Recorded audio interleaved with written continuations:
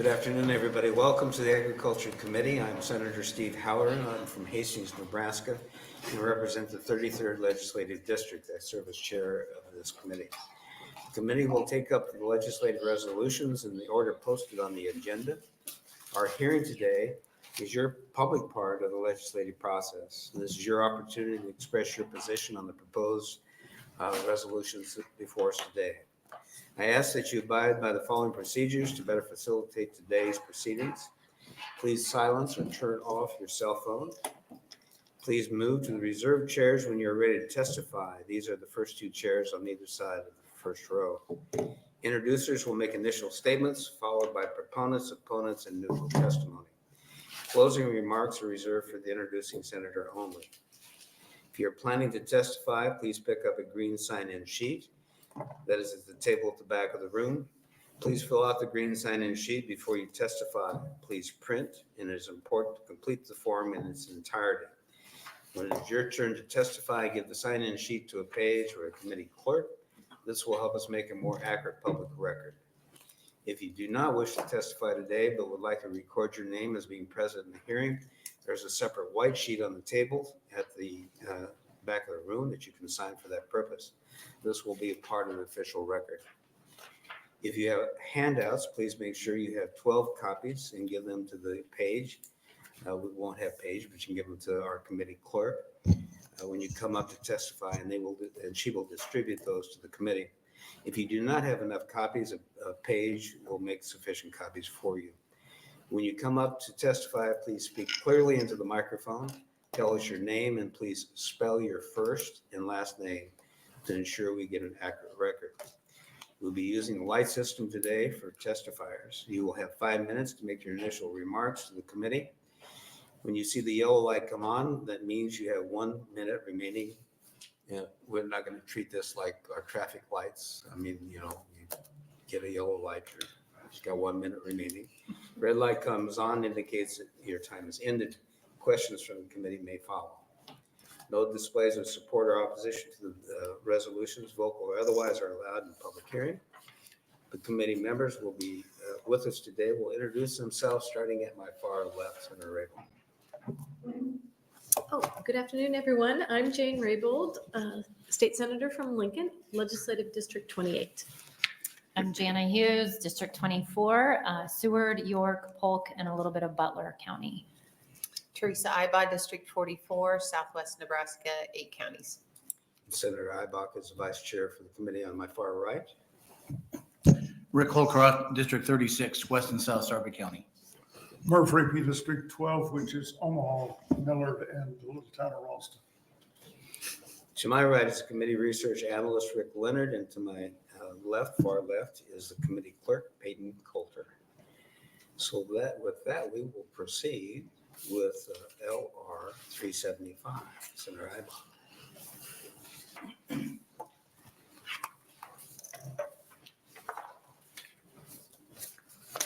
Good afternoon.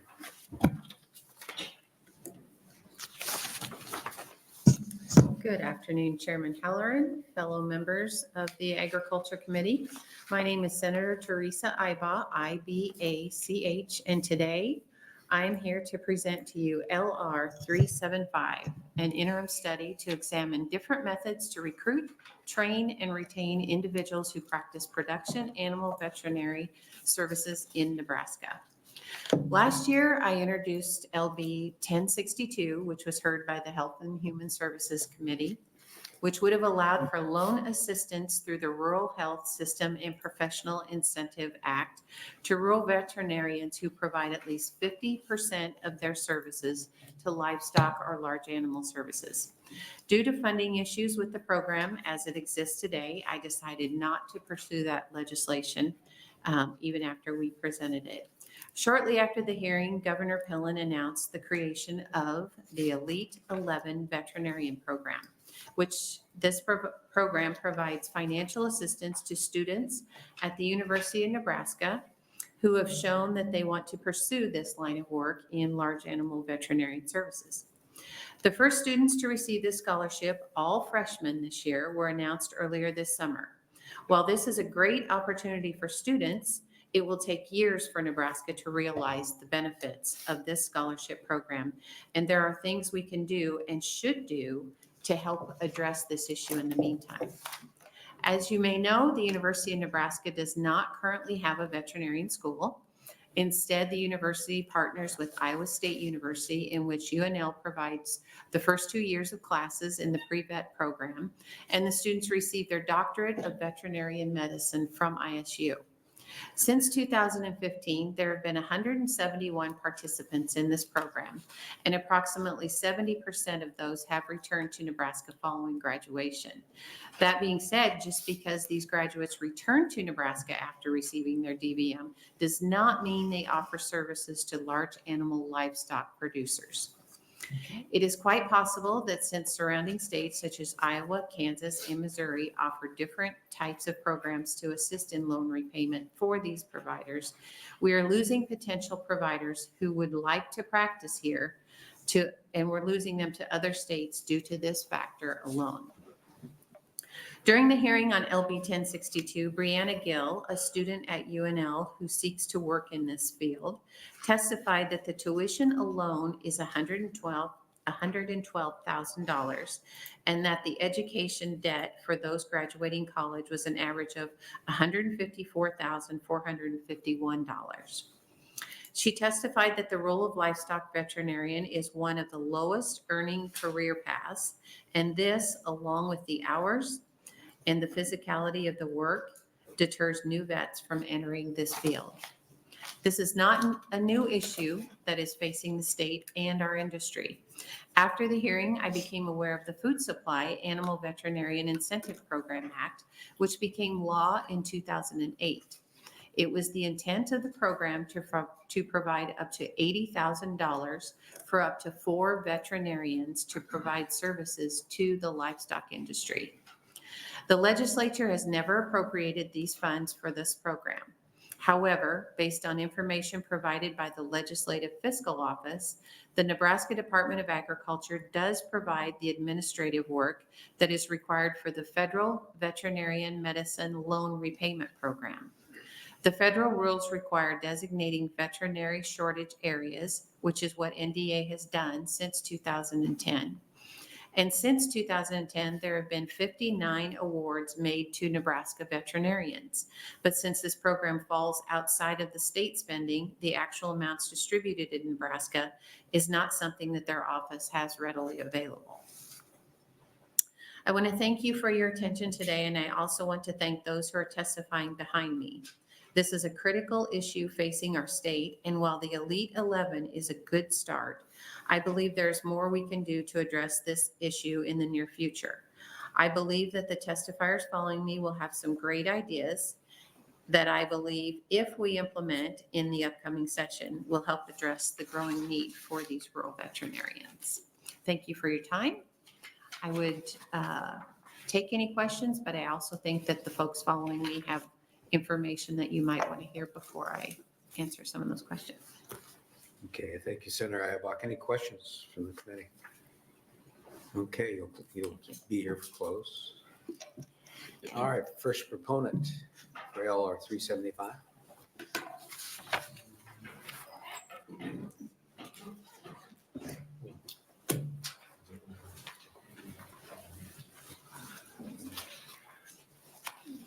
Good afternoon, Chairman Howard and the members of the Ag Committee. I am Dr. Roger Dudley, ROGERDUDLEY, and I am the Nebraska State Veterinarian with the Nebraska Department of Agriculture. I'm here today to testify on behalf of the department and provide information on the USDA National Institute of Food and Agriculture Veterinary Medical Loan Repayment Program. Dr. Ibach just mentioned that program, and my office oversees the nomination of those, and I just wanted to give a little bit of background on the VMLRP program. This program allows practicing veterinarians, new graduates, to apply for shortage areas and receive up to $25,000 per year for 3 years There are opportunities to apply a second time if the shortage area remains, but generally it's a 3-year program. The Nebraska Department of Agriculture has been participating in the VMLRP program since 2010, its inception. Nebraska receives the opportunity to have 7 shortage nominations every year that we submit to USDA. The year begins in the fall with USDA requesting shortage nominations from state animal health officials, state veterinarians across the country. Here in Nebraska, we reach out to accredited veterinarians through USDA's database, Category 2, what we call large animal veterinarians. We also reach out through NVMA and other sources to request shortage nominations. Once we get the response back from the veterinarians, we analyze those shortage area recommendations, looking at the species that are short, the counties that the service would be needed, and also the number of veterinarians and number of livestock that are in those areas to determine what nominations we submit to USDA. We often have more shortage requests from accredited vets than we are able to submit to USDA. Over the last, moving forward with the process, USDA, once we submit those nominations, they review the nominations to make sure they make sense. And then somewhere around the end of the year, 1st of January, USDA generally comes out with the approved nominations that new grads or recent graduates can apply for.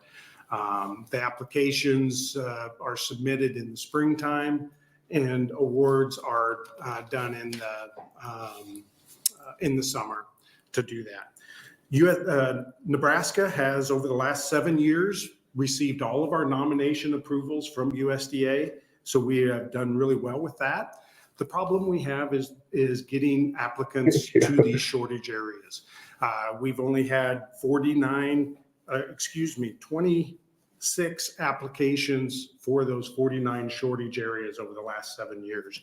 Therefore, there is a shortage of veterinarians to fill these roles, even though there is a financial benefit to that. So with that, thank you for the opportunity, Chairman Halloran and the Ag Committee. Appreciate your interest in the issue, and I'm happy to answer any questions further. All right, thank you, Dr. Dudley. Senator Rabel? Thank you, Dr. Dudley. For the program, you mentioned that the new grads, if they get the award, they can qualify for $25,000 every year for 3 years. Correct. Do they have to make a longer commitment than 3 years to that shortage area? No, they do not. It is 25, it's awarded each year. And so after 3 years, they've received the full $75,000. And so do they have to apply every year? So there is a tracking requirement. They have to submit, I believe it's quarterly, to USDA, that demonstrating that they're practicing in the counties that are required in doing large animals. So those are requirements. Thank you. Okay, additional questions? Yes, Senator Hughes. Thank you, Chairman Halloran. Thanks for coming in, Dr. Dudley. Just on when you say shortage areas, is that like a district, or is it just a county, or how do you? We take a look at the area, the nominations. We often put a couple counties together. We often have a particular county that is a must serve, and then they may serve some counties around them, those types of things. So it can vary anything from one county to multiple counties. Okay, thank you. Okay. Yes, Senator Reapy. Thank you, Chairman. Thank you for being here. And I always like to point out that veterinarian, it's harder to get into vet school than it is to get into medical school. Thank you for that. And and it pays less. So my thought is that you or this committee needs to work to get the cows on Medicare. Yeah. My serious question, though, is on the USDA, these grants. Does the state have any skin in the game? Do they have a matching number? We do not. The only thing that we in the Department of Ag do is nominate the shortage areas. Then all the rest of the program is managed by USDA. They approve the applicants. They manage all of that. So we only nominate the shortage areas. If I may, Mr. Chairman. Sure. Thanks. The other question I have is, in the medical field, we have clinical nurse practitioners, which do a lot of the quote unquote primary care, some even specialized. Do you have anything, or do we have anything like that in the field of veterinary medicine that could address this supply demand issue? Yeah, nationally, this is a major discussion going on right now, and there are some. I thought it was original. Yeah, but there are veterinary technicians in Yes. in Nebraska, licensed veterinary technicians. However, they are restricted and would not be able to do as many activities as a mid-level on the human side would be able to do. Okay. So, but their ability is, their scope of practice is pretty much limited. Their scope of practice is limited, Okay. and there's probably others here that can probably describe that better than myself. Okay, no, you've done a good job. Thank you. Thank you, Mr. Chairman. Thank you, Senator Reapy. Any further questions? Quick question. So in your estimation, is 25,000 a year for 3 years, 75,000 sufficient? Well, no, I mean, because if it was sufficient, we would have applications for nearly 100% of these shortage areas. Obviously, and I also realize that money is not the only reason that it's hard to get people to go, new graduates to go to rural areas. I think Senator Ibaugh in her opening statements even indicated some of the challenges with things like the work-life balance, I guess. That's always a challenge. After you've been in the big city, there are maybe less activities and less dining opportunities in some of these rural areas where our shortage areas are really prominent. Okay. Well, money isn't the whole thing, but would you suggest, or would you be inclined to suggest that maybe the state should supplement that $25,000? I mean, more money would help. More money, right. I mean, the more that we can help to get veterinarians into rural areas, the better.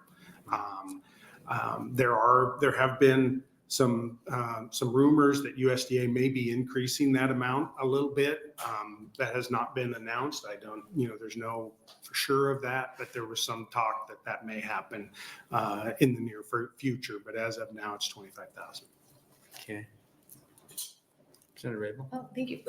I was wondering if you're facing what a lot of other professions are facing in retiring vet community, Yes. and how is that impacting you? And since there is such a shortage, are you seeing a higher rate of burnout from current vets because just the workload is overwhelming? Yeah, all of that is true. And when we look at our shortage nominations, we try to evaluate upcoming retirements. There are a lot of older veterinarians practicing in rural areas, and that is a challenge. And it does seem that younger veterinarians, it's easy to burn out in that lifestyle. So, yeah. Senator Reapy? Thank you, Chairman. I have a quick question. Do you have an average age of large animal vets in the state? You mentioned just briefly a minute ago about older aging. I do not have an average. It really becomes a challenge because as they age, sometimes they are, start to slow down before they actually retire, those types of things. And so it's hard to get a number of that. So I do not have access to that information. Thank you. Okay. Thank you, Thank Senator you, John. Reapy. Further question? Well, it's been very informative. I appreciate you being here. Thank you. Additional testifiers on behalf of LR 375.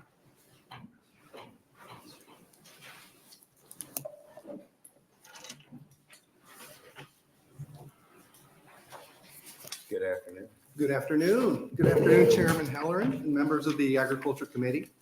My name is Dr. Roberto Cortinas, Robertocortinas, and I am an associate professor of practice and coordinator of undergraduate programs at the University of Nebraska-Lincoln School of Veterinary Medicine and Biomedical Sciences.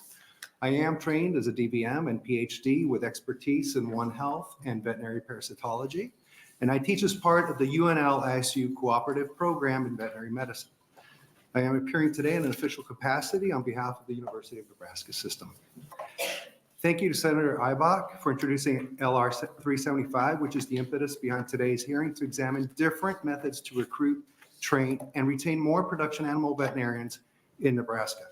All undergraduate, graduate, and extension programs that we have are operated through the School of Veterinary Medicine and Biomedical Sciences at UNL's Institute of Agriculture and Natural Resources.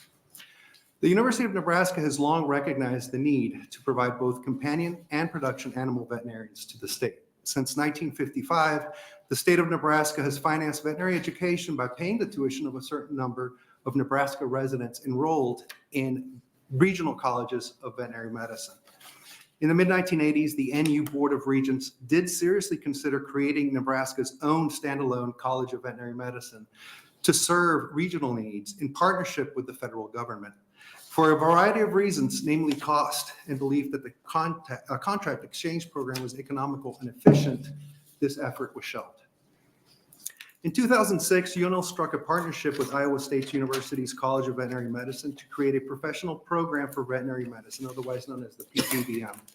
The UNL ISU Cooperative Program, also known as the 2+2 program, was the first partnership program created in the United States in which veterinary students received their first 2 years of veterinary education at one veterinary institution, subsequently completing the final 2 years of another veterinary institution. The partnership program is designed then to provide a pathway for a class of 25 Nebraska students to take their first 2 years of veterinary school here at the University of Nebraska-Lincoln in preparation for the final 2 years of veterinary training. Our faculty, which includes DVMs and PhDs, teach the comprehensive professional educational program for the DVM that includes lectures and laboratories, as well as pathology, medicine, and surgery practicums in preparation for the clinical component of the education. The PPVM students pay in-state tuition for the first 2 years, and then for the final 2 years, the state offsets the out-of-state costs for the students. Additionally, the University of Nebraska has co-developed several innovative strategies like the Nebraska Aspiring Food Animal Veterinarians Initiative and the Elite 11 Scholarship Program. These state-funded programs are offering financial assistance for Nebraska undergraduate students pursuing degrees in animal science as well as in veterinary science at UNL's College of Agriculture and Natural Resources, and that for those students that have a robust interest in food animal production medicine.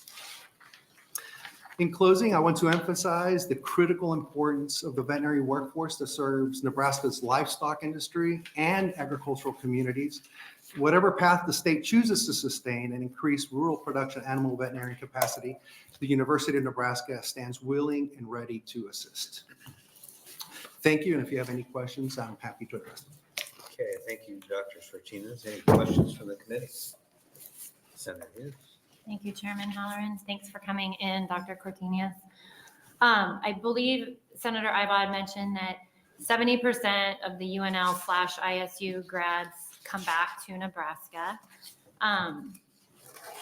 Things that I've heard just through education and NSWERS and whatever is that the best thing we can do is to get Nebraska, more Nebraska students will come back to Nebraska than out-of-state students will come back to Nebraska. So I guess my question is, when these kids go to ISU to do their last 2 years, are they doing it's a lot of hands-on clinicals.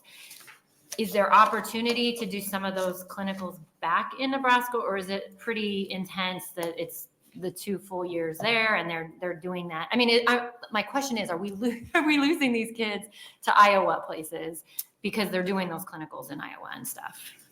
Right, Senator Hughes, I understand what you're saying.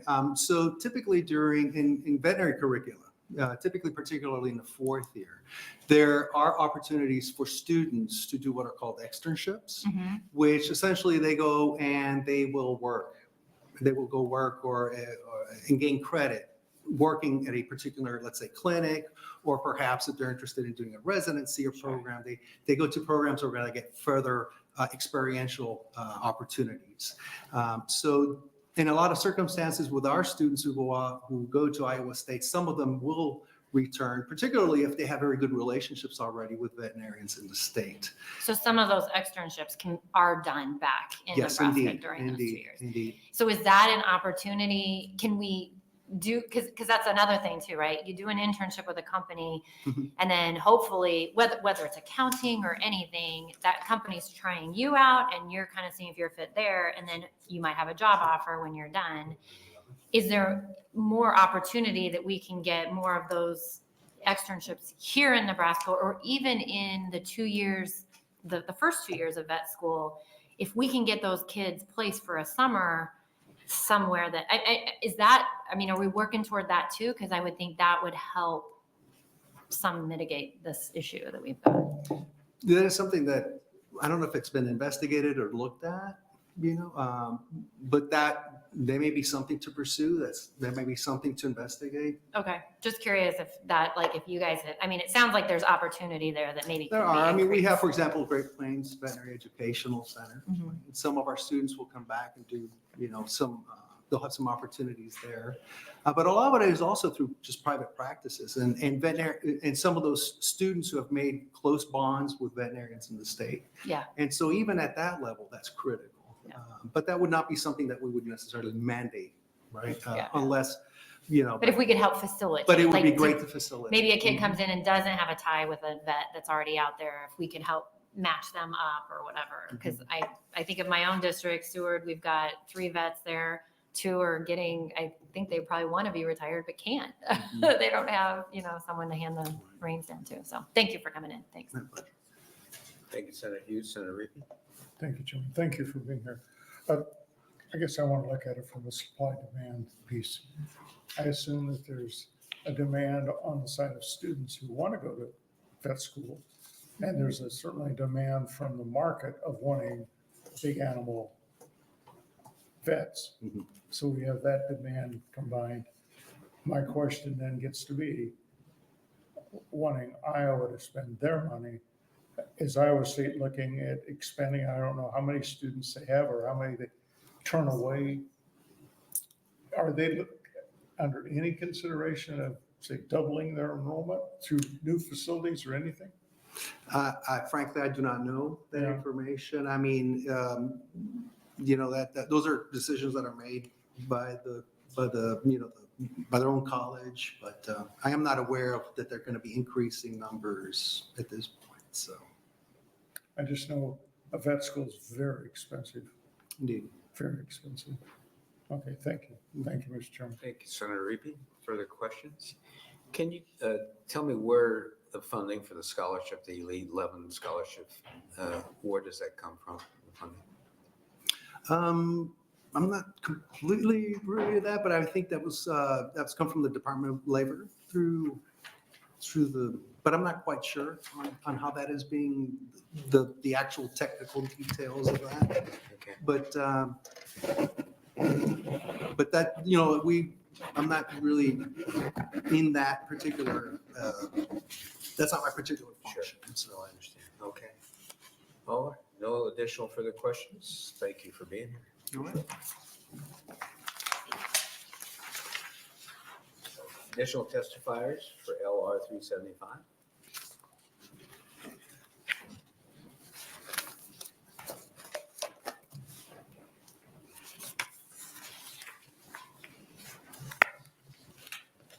Good afternoon.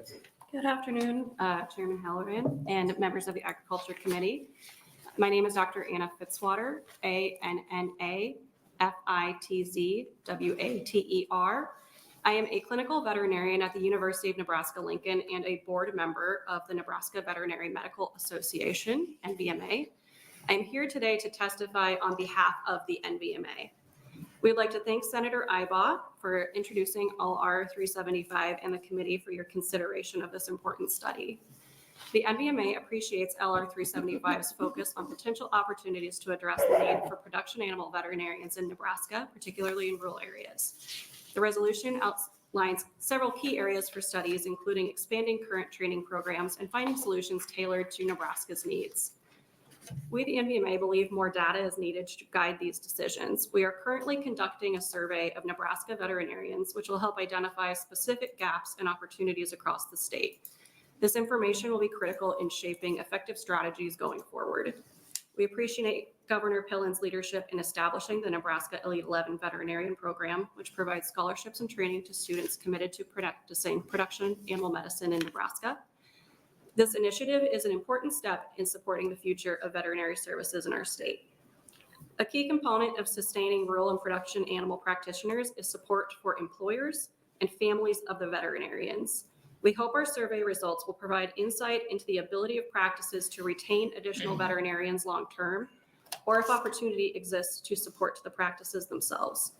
Additionally, we ask the committee to consider challenges of attracting and retaining professionals of all kinds in rural Nebraska, such as addressing needs for housing, childcare, and job options for family members. In closing, the NVMA believes that we need more data to ensure any actions are targeted and effective. We look forward to working with the committee as this study progresses. Thank you for your time, and I'm happy to answer any questions. Okay, thank you, Dr. Fitzwater. Any questions? Senator Rigby? Thank you, Chairman. I have a question. I know we talk a lot about grants. Have we taken a look at low-interest loans that could be paid back over 20 years? When I'm talking about that, I'm talking about maybe a 2.5 or a 3, something that you can, it's a manageable size loan. You can take the same dollars and spread it over more students than you can with simply straight grants. You mean for a federal loan interest rate, Yeah, instead of a federal one, which or you have offering? a state grant, which then would take federal and extend it further. That may be And helpful. maybe limit it to ag students that are willing to go out in a big animal environment. Yeah, it's certainly getting interest rates to a reasonable level would be helpful in the financial burden that's placed on all veterinary students. As we've noted, vet school is expensive. It had to be similar to the educational trust fund that we've recently put $1 billion into. Okay, thank you. Thank you, Mr. Thank you, Senator Rigby. Any further questions? Seeing none, thanks for your testimony. Additional testifiers for LR 375. Additional testifiers, seeing none, Senator Ibaugh.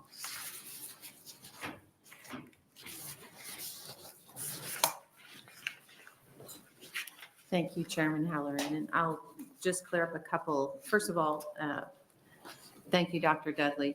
I think he very eloquently outlined the USDA program, and I think the number 26 applications for 49 vacancies is very, very relevant. The funding, to answer your question, comes from LB 814 last year, and that was $2 million from the Department of Labor, and that was a budget bill. And so thank you for that. Other than that, I would just say thanks to those who testified today and outlined the details of this LR and helped us understand a little bit better. And thank you to members of the committee for your thoughtful questions. And if no one has questions for me, I would thank you. Any questions? Senator Hughes? Thank you. Thanks for bringing this, Senator Ibaugh. I don't know if you're ready. Are you planning on introducing anything this spring on this, or are you kind of waiting to get more information on specifics? Well, there's funding there. And I mean, the dream would be if you talk to my friend, Dr. Wolohoski in Overton, I see the biggest barrier right now is bridging that gap between the Elite 11 and the new veterinarians that are already that 8-year are coming into the profession right now. So my goal would be to somehow fund or ask for funding to kind of bridge that gap. And so that will be our intention, but we don't have anything written yet. Okay, thank you. Okay, thank you, Senator Hughes. Further questions? Seeing none, thanks for bringing this. All right. Okay. We'll have a tester fire on a Zoom, so we're gonna take a 5-minute break to make sure we make a connection. You look pretty. Thank you. Yes. Yeah.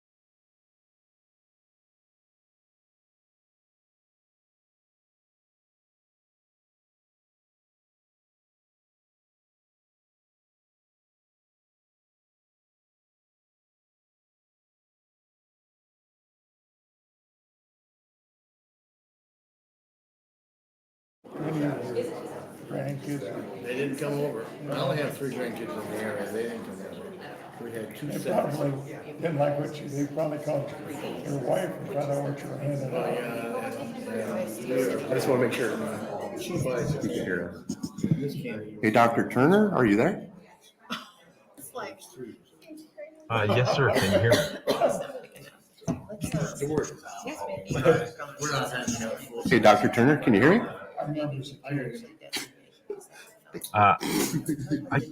I can hear you. Let me. Can you guys hear me? We got time for this.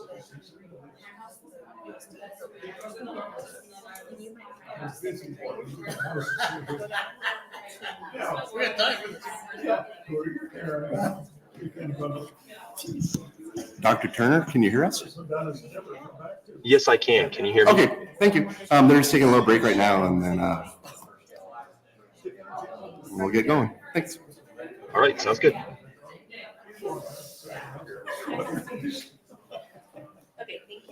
Okay.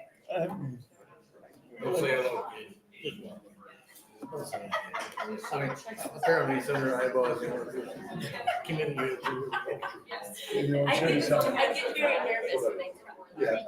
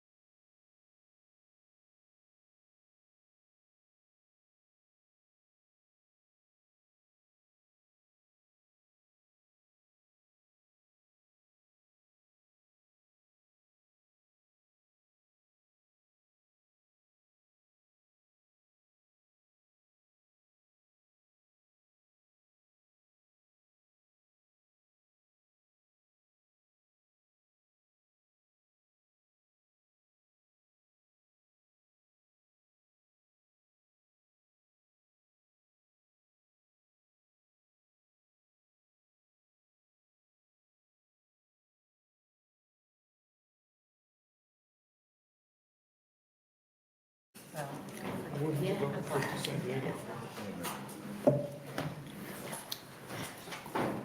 court will be in order. Oh. Well, welcome back. The next LR is LR 400. I'll introduce that, and then we'll have two testifiers. LR 400 is introduced to provide a forum for the committee to examine issues that arise during the interim. In April, shortly after the legislature adjourned sine die, USDA published a final rule amending the federal livestock disease traceability rule found at 9 CFR Part 86, changing the requirements of ear tags used as official ID for certain classes of cattle and bison moving interstate. The revised rule will require ID tags sold or applied to animals beginning November 4th, both visually and electronically readable. EID tagging methods have been available for some time and widely adopted by segments of the livestock industry for private herd management and marketing, and also have served as ID for purposes of the federal traceability rule. However, this requirement for mandatory use of EID tags has been a topic of I feel it would be beneficial for the committee to have access to expertise on the topic to learn more about the rule and any practical implications that the rule revision may have at the state level. I've invited Dr. Alex Turner, Director of Disease Traceability and Veterinary Accreditation Center of the USDA Animal and Plant Health Inspection Service, and Dr. Brad Dudley, our state veterinarian with the Nebraska Department of Agriculture, to join us to provide information about the federal rule change and to be available for questions you may have. The briefing is open to the public, but I will limit testimony to our two invited witnesses. With that, I will turn to Dr. Turner, who joins us via Zoom from Fort Collins, Colorado, to provide a short presentation and then be available for questions. Dr. Turner, thank you for joining us, and please proceed. Thank you. And just one more time as a sound check. Can everyone in the room hear me? Yes. Great. I see some thumbs up there. So thank you so much for the invite. My name is Dr. Alex Turner. As was introduced there, I am the director of the Animal Disease Traceability and the Veterinary Accreditation Center. So as you all are aware, on May 9th, the USDA APHIS posted to the Federal Register a proposed change to our animal disease traceability rule, which the original rule passed in March 11th of 2013. So that's 11 years ago. And that proposed change that we made centered around making the official ear tags that are approved for official identification of cattle and bison in interstate movement to be both electronically and visually readable, rather than the historic tags that have been potentially one or the other, or also both. So that was the main change that we proposed. We did a couple of other housekeeping edits that I know some folks had some questions on, but ultimately that did not change the types of official ID that can be used to move cattle and bison interstate and comply with the animal disease traceability rule. That animal disease traceability rule sets forth what constitutes official identification for interstate movements and what constitutes official documentation for interstate movements of various kinds. In cattle and bison, there are some exceptions where certain movements and certain classes of cattle do not require official ID to move interstate. Those were not changed. Those were not proposed to be changed with this rule change proposal. In addition to that, if brands were used, and in the situations where brands were used for official identification requirements for interstate movements, that will still be allowed. Where tattoos were allowed to be used for official ID in interstate movements will still be allowed, as well as what's called group lot ID numbers, which is not something that's commonly used in the cattle and bison industry. It's much more commonly used to identify poultry and swine shipments for interstate movement. But in those instances where that is being used to meet the official identification requirements, that still will be allowed going forward once the rule goes into effect on next Tuesday, November 5th, which was not intentionally chosen for anything else that's going on in the country that day. Just happened to be 6 months after we posted the final rule in response to comments in the Federal Register on May 9th.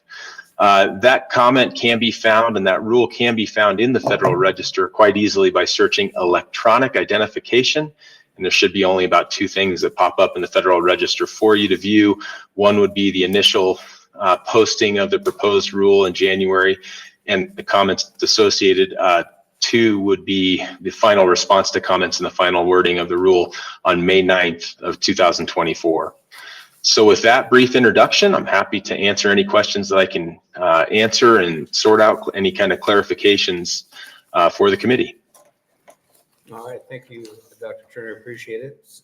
Since we've got the expert on, are there any questions from the committee?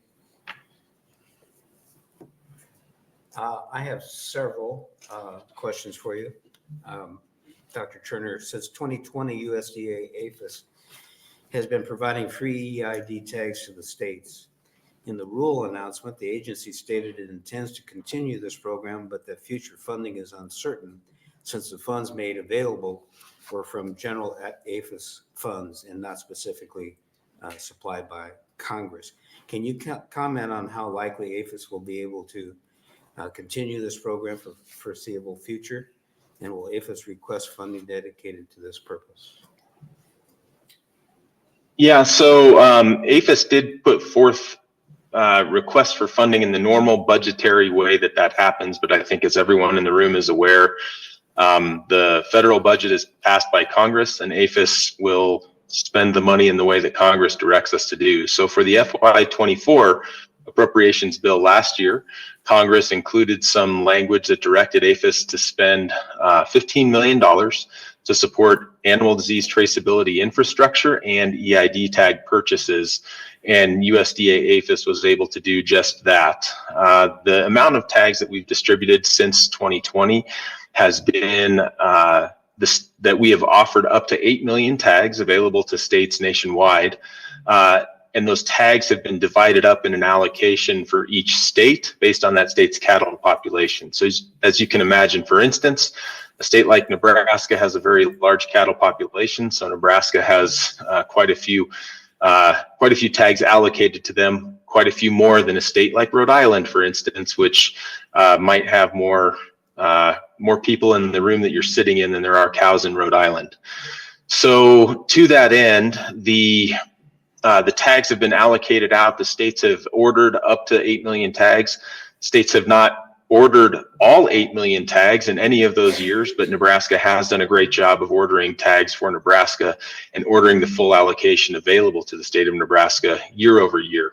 So as far as the budget and the funding goes, we are currently operating under a continuing resolution this year, which goes until, I believe, December 20th. That was calculated to be roughly 21.8% or 21.1% of the fiscal year. So the direction we were given by congressional budget appropriations committees was the expectation was for us to spend roughly 1/5 of our budget for that purposes. So we have entered into a contract to purchase more electronic ID tags for this first part of FY25.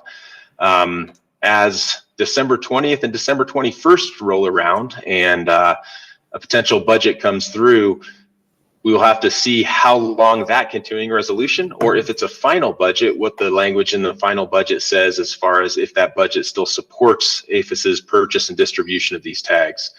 We will absolutely distribute the tags. We've already entered into purchasing, which right now will be roughly 3.1 to 3.2 million tags nationally as a start towards that 8 million goal of doing that. So year over year, if we have the funding to do that, that is the purpose there, but we certainly will follow the directions given to us by Congress. And this has been a program that has never had a permanently appropriated line item in our federal budget, including in FY24, where it was directed spending for the language was for directed spending, but we still didn't have an appropriated line. So we still were required to take some funds out of other cattle health programs to meet that $15 million amount of directed spending. Okay, thank you, sir. Another few questions. The federal traceability rule currently exempts cattle under 18 months of age, i.e. feeder cattle. Is it likely that APHIS will at some point move or expand the rule to cover additional classes of animals, including feeder cattle? And if that were the case, what would be the disease traceability value to the cattle industry in doing so? Yeah, the first part of the question, is it likely? I don't think it's likely at all. That actually wasn't a topic of conversation in this time when we were looking to change the animal disease traceability rule. I believe when the discussions were around in 2013 and prior to that time, there was kind of the animal disease traceability rule was looked at as a phases. The first phase was going to be the current rule that we know. The second phase, I had always heard out in the country, I'd always heard at livestock markets and in regulatory circles, boy, the second phase will be to include feeder cattle or beef cattle under 18 months of age in these requirements. During this most recent round of changes, that was certainly not a priority of USDA APHIS to include those animals. I am aware that the industry as a whole, it's not something that the industry has been supportive of or necessarily demanding that we do. So there really hasn't been the motivation to do that. And in my time as a regulator, which goes back to 2015 when I worked for the state of Colorado in the state veterinarian's office, and 2019 to present working in the current Animal Disease Traceability and Veterinary Accreditation Center, that really has not been a topic that we've been looking to close that loop or to add feeder cattle into the required official ID for interstate movement. So as far as comment and speculation on how that would impact the nation's traceability, you know, it's kind of hard to speculate on something like that. I think if, you know, to use models of other countries, the best model I think we have, although it's not a perfect model, would be what the United Kingdom had to deal with foot-mouth disease virus. And so that virus is a virus that impacts multiple species of livestock that are in production in the US. So it would impact cattle, sheep, goats, and swine. But in 2001, they had a really severe outbreak that was very impactful and was the second most expensive thing that the United Kingdom has ever had to do behind World War II.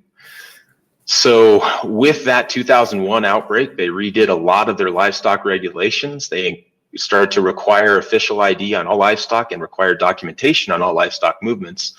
And in 2007, when they had a subsequent foot-mouth disease outbreak, they were able to only need to euthanize less than 2,000 head of animals on less than 200 farms. So that was the cost difference between those two. The original 2001 outbreak was over $19 billion for the UK. The 2007 outbreak was $200 million, and they were able to return to trade and return to export production within 4 months from the close of that outbreak. That's a tremendous success story that, again, it's not a perfect comparable because there are more cattle standing in Nebraska today than there were for probably the past 10 years in the United Kingdom.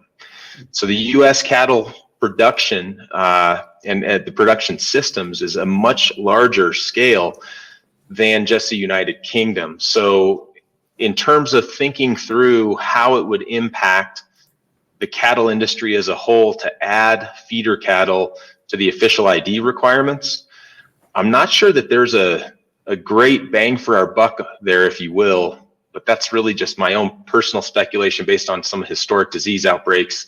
And certainly foot-mouth disease virus is the disease that if any of them is going to give me heartburn thinking about it as a veterinarian, that's the one.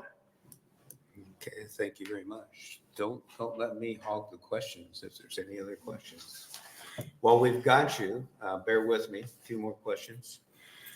Can you describe changes in the record-keeping aspects that were included in APHIS April rule announcement? More specifically, what records are kept and who has liability for keeping the records? And the second part of that question, if a producer tags their own animals, is a producer subject to the rules record-keeping requirements? Yeah, let me go backwards on that one. If a producer tags their own animals, then the producer's tagging records would be the records that they are required to keep. So those normal production records. To go and expand on that and what records are required to be kept, Because the rule covers official identification and it covers documentation for interstate movements. So the records that are required to be kept are anything that covers those two things. So if you have official ID that you're tagging animals, or if you have official identification devices that you are distributing as a tag distributor, which could be Dr. Dudley in the state veterinarian's office, could be Dr. Wilmot in the federal office, certainly could be a feed store or anybody else who's distributing tags. You're required to keep those distribution records of who did you distribute those tags to, who did you sell or give those tags to. And the information that's required for that is a national premises ID number or a state location identifier number. The USDA APHIS has the database which allocates those national premises ID numbers, and the information that's kept there is as simple as a name, address, and sometimes a contact information. So the USDA data security and databases that we keep are subject to the protections of the Freedom of Information Act, so that public request for a Freedom of Information Act request about any of the information that USDA APHIS keeps, 2 FOIA exemptions to that act apply there. One about privately identifiable or personally identifiable information, and one about business confidential information. And those 2 exemptions to the FOIA Act, the Freedom of Information Act, have been very robust and held up to requesters looking for that information, to the point of in information that we get a FOIA request on, the redacted version looks very much like the side of a zebra, if you will, with the black lines all redacted. So other information that states are usually the more in charge of keeping the interstate movement documentation. As an accredited veterinarian, if I write an interstate certificate of veterinary inspection, I'm required to submit that to the state of origin within 7 days. And then the state of origin is required to pass that on to the state of destination within 7 days. USDA APHIS does have a interstate certificate of veterinary inspection or a health certificate option that we use. So we do have access to some of those documents. Again, all protected by the Freedom of Information Act exemptions in our database. So the other thing about USDA APHIS databases is that the access to those is not to the general public, and the access to those is not even automatically granted to state officials. So only state regulatory officials and only federal officials who need to have access to those databases are able to get the clearance to have the database access. And then as an example, Nebraska Department of Ag employees have access to files that have to do with Nebraska, but not files that have to do with other states. So we control access at multiple points there, and none of our databases is accessible to the general public. Okay, that's very helpful. 1 or 2 more questions. We want to take advantage of you and not abuse your time.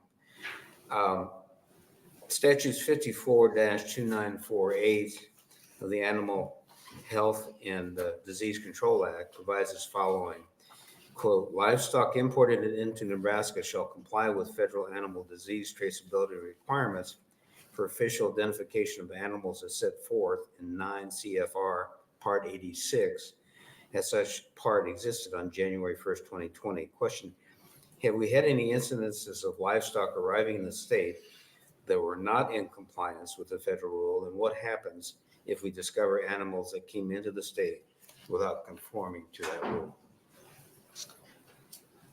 Yeah, I think that question I might have to defer to Dr. Dudley on some of the specific types of situations there. But generically speaking, if for animals that arrive in violation of the animal disease traceability requirements or of any state specific entry requirements that are required for that class of livestock would be found in violation, there are a couple of steps for enforcement that we've been using for 11 years. And some of that, as you can imagine, with enforcement of any regulations, some part of that is looked at as, is this an educational piece? Was this a mistake that was not really a consequential mistake? And so there's an educational piece, but as you can imagine, the much more egregious error, repeated errors, repeated intentional violations of the act carry carry more enforcement weight there. So the Investigative Enforcement Services, or IES, is our investigative branch of the USDA APHIS. And so they are the branch that we use when a state contacts us with a violation like that. Dr. Dudley and the Nebraska authorities only extend so far. And if Dr. Dudley was aware of an illegal movement and told us that movement had gone into a bordering state or another state, then a violation of the animal disease traceability regulations has happened. USDA has the authority to follow up on that stuff and investigate and start an investigation with our IES investigators to see is that violation, are we able to validate that violation happened, and then what evidence do we have, and take that to all the way up to civil fines and potentially even jail time, depending on the severity of the infraction. That kind of stuff is rare, and I don't have specific numbers about how many times those violations are investigated per state, but I can say that the more severe and more egregious violations certainly make their way through the investigative system and have carried some pretty hefty civil fines in those instances. You'll have to forgive me, Dr. Turner. I got ahead of myself. That was a question for Dr. Dudley, but you did a fine job. All right. So I've burdened with all the questions for Dr. Turner. Any other questions that you might have from the committee? Senator Rabel. This could be a very naive question, but how are the tags recycled? Are they recycled once the animal is harvested, and can they be reused again for the next crop of animals? No, that's a great question. And actually our official ID ear tags, including the electronic tags, are not recycled. They're intended to be single use in single animal, so that one official identification number should hopefully only ever be associated with that one animal. The idea behind that whole part of it goes back to the first case of bovine spongiform encephalopathy, or mad cow disease, that we had here in the US was back in 2003. That cow is colloquially referred to in the industry as the cow that stole Christmas that year, because that case was diagnosed, I believe, on the week before Christmas of 2003. And that cow took us 4 days to kind of do some of the tracing that we needed to do to prove that she was actually a cow from Canada who had been spending her last months in Washington State. She was slaughtered in Washington State. As you can imagine, the nation of Canada was not very excited to take her back or take credit for her, and to take credit for the exposure to mad cow disease that happened to her in Canada and did not happen to her here in the US. So even though we were able to eventually trace her and get that information back to the Canada and the rest of our trading partners, the damage to the beef market and the damage to the dairy export market and the beef export market internationally was done. And we had markets that we only recently regained access to 17 years after that. So, up to 2020 before we got full access back. So that's why we want that one identification number to only be used with that single animal, so that we can, at harvest, at slaughter, when that tag goes through, the Food Safety and Inspection Service, which full disclosure, do not work for them. They are another branch of USDA, and they do the inspection after slaughter of the carcass, but they are required to collect any man-made identification devices that are attached to the carcass, and to correlate that identification device with that carcass through final inspection. So once final inspection has cleared, they can then, if you were recycle those products. I suspect that the plastic is a type of plastic that could be recycled.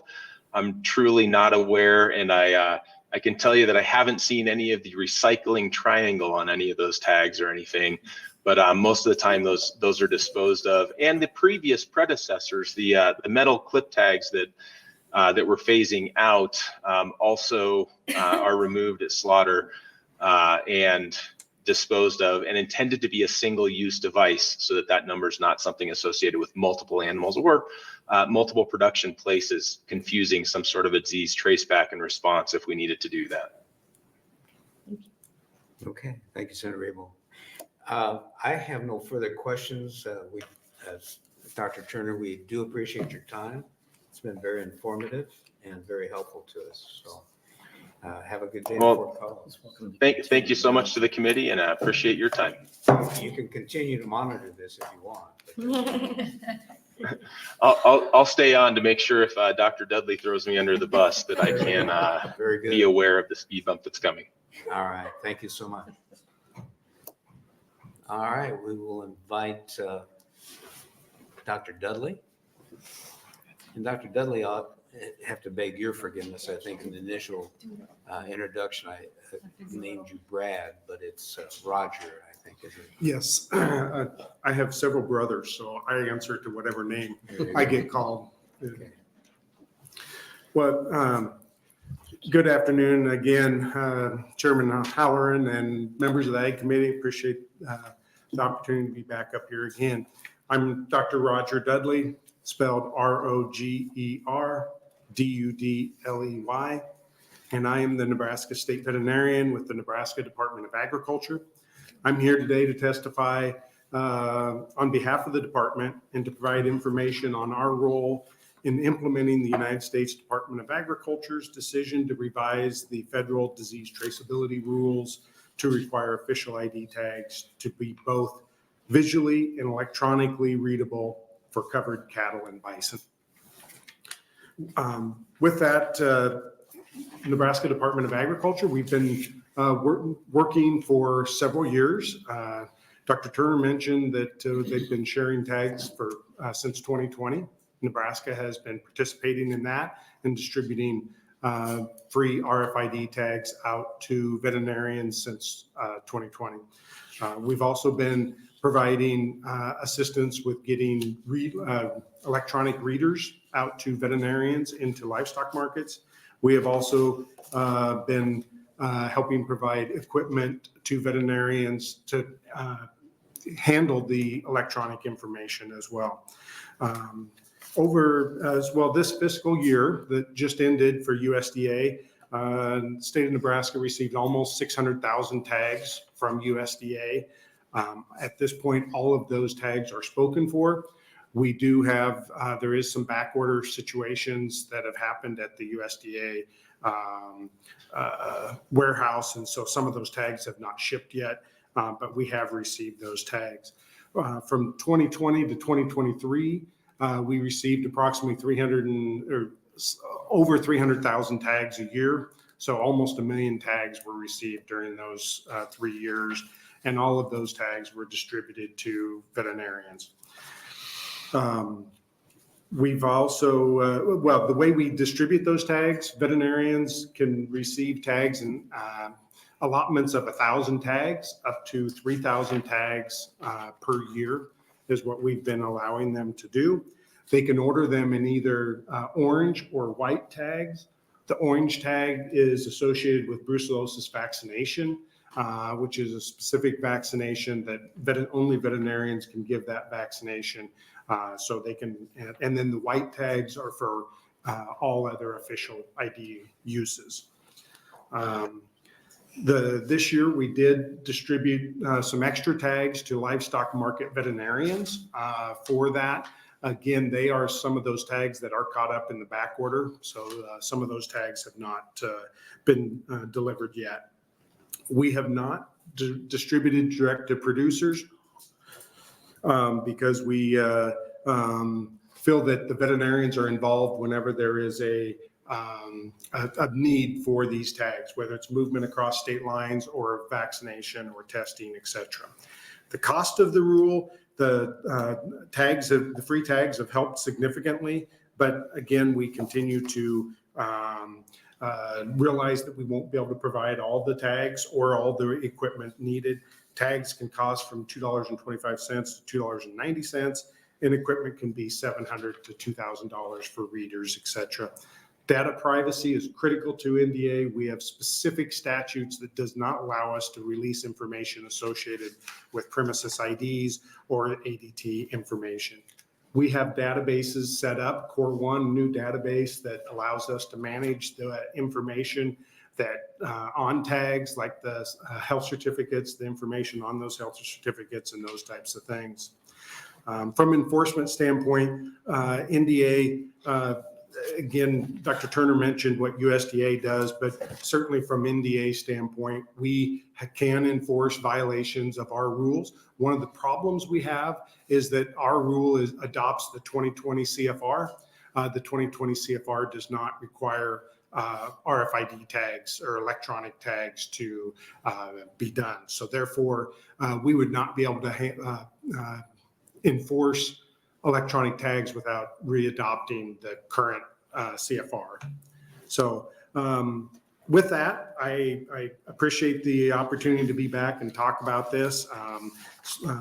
Chairman Halloran and members of the Ag Committee, thank you for your interest in this issue, and I'm happy to answer questions. Okay, questions? Yes, Senator Iba. Thank you, Mr. Chair. Thank you again for being here. Your information is really beneficial to all of us. We use our EID tags on our operation and works great. Do you think that there's a threat? Dr. Turner talked about the number of tags that they distribute, and you reference the number of tags that we use here in Nebraska.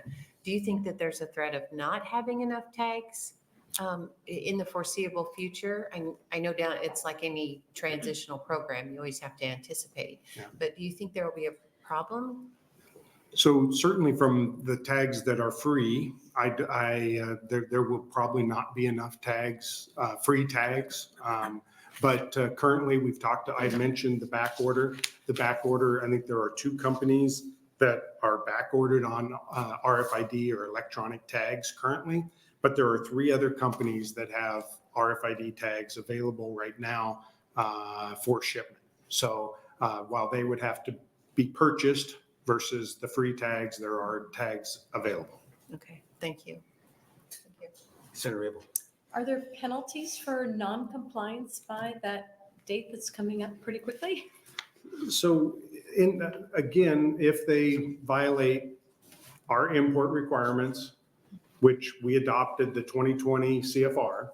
Now, so that would be official ID, but again, we have not adopted the new CFR that would say that the official ID has to be electronic. But if they violate any of our, they come without a health certificate, they don't meet our import requirements, we generally quarantine those animals until they meet our import requirements. And so that's generally what we do on a first-time situation.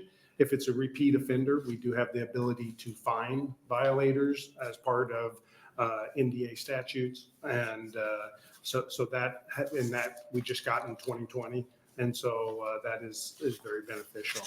And then I can request an IES, Dr. Turner mentioned the USDA IES service, their investigative enforcement service, and I can request an investigation of any violation that I'm aware of, and USDA will generally follow up on that. Thank you. Okay, thanks, Senator Abel. Any further questions? You had a preview of the question I inadvertently asked Dr. Turner. I can repeat that just so it's clarified what the question is. Statutes 54-2948 of the Animal Health and Disease Control Act provides as follows. Livestock imported into Nebraska shall comply with federal animal disease traceability requirements for official identification of animals as set forth in 9 CFR Part 86, as such part existed on January 1st, 2020. Have we had any incidents of livestock arriving in the state that were not in compliance with the federal rule? And what happens if we discover, and I think you addressed that with the quarantine question, but has there been incidences? Yes, my import team reviews CVIs, identify animals that come in, certificates of veterinary inspection, typically called health certificates. They're reviewing those. If they see, sometimes a veterinarian will write 21 cows instead of listing their individual IDs. In those situations, we quarantine until we get the IDs, official IDs, recorded off of those. So yes, and that happens fairly often. We issue, I would guess, maybe 20 to 30 quarantines, probably more than that, maybe 50 quarantines a year for import violations. Okay. That's kind of an obvious question, maybe an obvious answer will result, but do we need to update the statute to refer to the latest version of the rule, i.e. change January 1st, 2020 to January 1st, 2025? Are there Yes, additional revisions that we? At some point, yes, we need to adopt the current CFR. As a veterinarian, it seems straightforward. We ought to just adopt the CFR in general. I have learned that is not an okay, from a statute standpoint, we can only adopt what is the CFR that is currently active. We can't adopt it into the future, and I certainly understand why that is. But it does make it a challenge as the CFR changes to make that change. Okay. One quick last question. The federal traceability rule allows, brands are important in the state. I didn't discover that until I came on as committee chair, but I quickly became educated on it, I guess. The Federal Reserve, the federal traceability rule allows the use of brands and brand documentation as official ID for cattle moving between adjacent states if agreed by both states. A couple of questions on that. Can you describe the pros and limitations of branding as a disease traceability tool?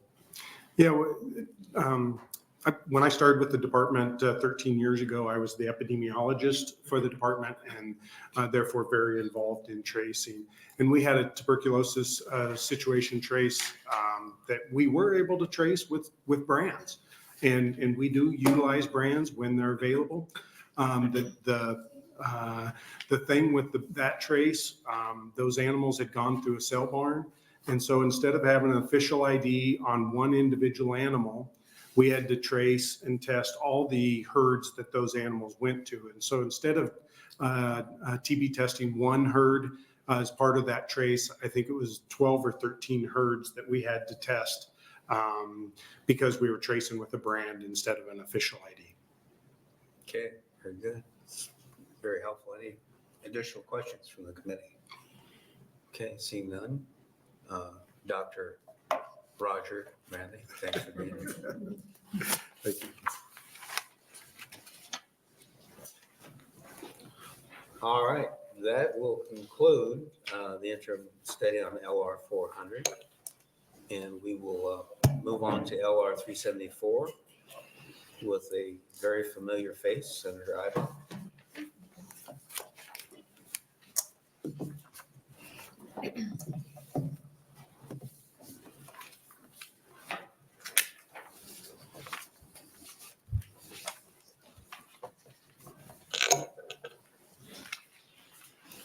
Welcome back. Thank you. We'll move from large animal veterinarian issues to food security. Good afternoon, Chairman Halloran and fellow members of the Agriculture Committee. My name is Senator Teresa Ibaugh, IBACH, and I'm here to introduce to you LR 374, which is an interim study to examine the availability of health and affordable food choices here in Nebraska.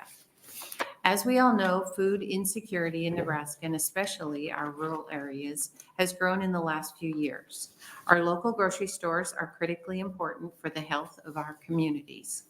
As more grocery stores close, it creates a domino effect, which then leads to residents leaving the area, causing more economic stress to those areas.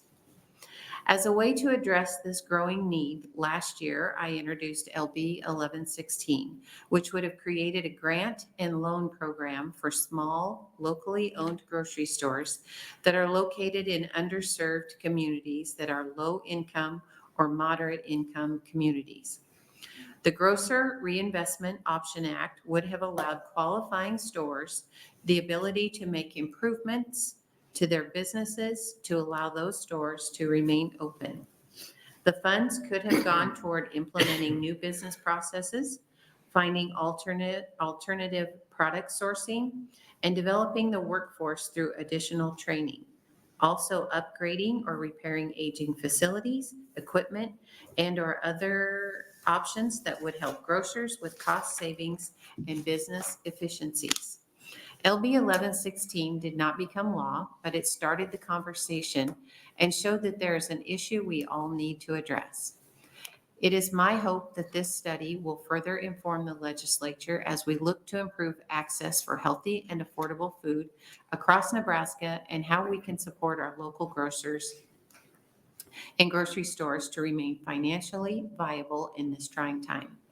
I want to thank Carly Jonas and Jillian Linster from the Center for Rural Affairs and everyone else for the hard work they did in producing an excellent report for you that explains the issue thoroughly and for coming up with ideas on how we should proceed in the coming legislative session. With that, I'd like to hand it off to those who are following me. And thank you very much for your attention. Okay, thank you, Senator Iba. Any questions from the committee before we move on? Okay, seeing none. All right, testifiers on behalf of LR 374.